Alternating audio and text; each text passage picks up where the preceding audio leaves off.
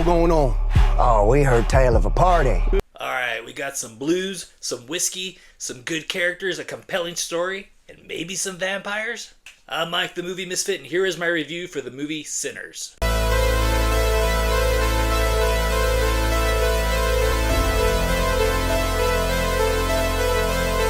Two brothers return to their hometown of Mississippi after living in Chicago for some time and working for some gangsters. The two brothers, Smoke and Stack, want to give back to their hometown and open up a little club. And while they're there, they want to tie up some loose ends with family, friends, and ex-girlfriends. And things seem to be lining up just right for the grand opening until... It's a white man standing in the street. I seen one. Not like this. So when I first saw the teaser trailer to this movie, I was like, that's how you do a trailer. I like that the trailer just showed me enough just to get me interested to see what this movie was all about. It still managed to keep it a mystery. With the time frame that this movie takes place in, I was thinking to myself, hey, is this going to be a horror movie about the blues and about crossroad demons? Or is it just going to be about vampires?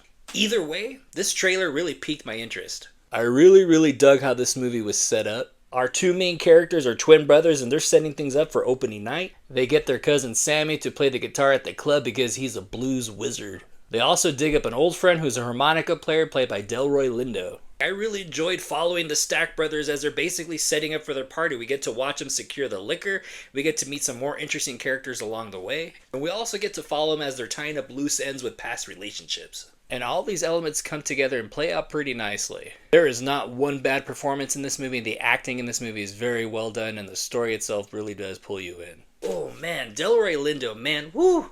He deserves an Academy Award nomination for this part. His character starts telling a story while they're driving through the back roads, and man, it's really compelling. It does really pull you in, and I was really interested to know more about his backstory and about everything that happened to him. I was really into the story about the event that was taking place. I was really digging the cousin Sammy's blues playing skills because they were just really freaking awesome. There is a scene while Sammy's performing his big blues number, and it's really a big visual metaphor. Like, Sammy is such an amazing blues player, he's literally bringing down the house, and it's such a great visual to see. But there is a visual element that could make or break the scene for some people, and I would understand. Now, for me, this part of the movie walks a very fine line between brilliant and kind of cheesy, where the music is so powerful it is channeling the past, the present, and the future. And we see Sammy walking through the crowd at a club. We'll see some fire dancers and other ancient musicians from the past, but the more he starts walking around, we start making our way to the present, and it kind of takes me out of it for a second. And to be honest, when I saw people wearing like denim jackets and sunglasses and skipping records, it kind of started making me think of other things. But regardless, I was really digging this story about this event that was taking place and kind of forgot it was supposed to be a horror movie. Then we get a knock at the door, and I was like, oh yeah, that's right. Then the movie pulls this move. Get the flip-flop shit on me! And so when the bloodsuckers finally show up, that's when... a very familiar feeling is beginning to come over me. I was really starting to notice the movie had similarities to another movie that I liked. Everybody be cool. You be cool. Yes, From Dusk Till Dawn, a movie about two brothers who are on the run making their way to the promised land. They find their way at the most amazing bar ever, and what do you know, we have a great performance there too, and what do you know, vampires. Both Sinners and From Dusk Till Dawn have very different tones the first half of the movie. The first half of From Dusk Till Dawn feels like a crime thriller, while the second half feels like a spaghetti western / B-movie vampire film. While I think Sinners has a smoother transition change, you can still see the tone shift. It gets a little more comedic and a little more B-movie. And the movie definitely does do the typical vampire horror trope thing where someone knows all the rules about vampires and actually all the rules actually work. But you know what these vampires can do that most vampires can't? I can sing!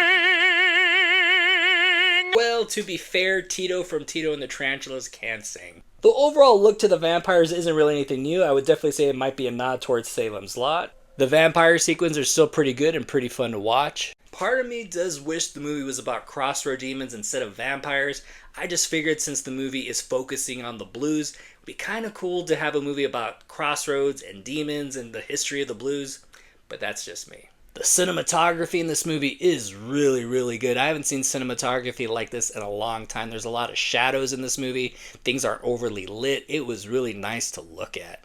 We do get some really good blood and vampire special effects. When I said everybody was good in this movie, I mean everybody, even the vampires themselves acted really awesome in this movie. I haven't seen vampires like this in a long time. And I really dug the Irish twist that this movie did. I was like, props for that. Honestly, I can't wait till this movie is available to buy on DVD because yes, I will get myself a copy and I'm going to have a great double feature with this movie and From Dusk Till Dawn.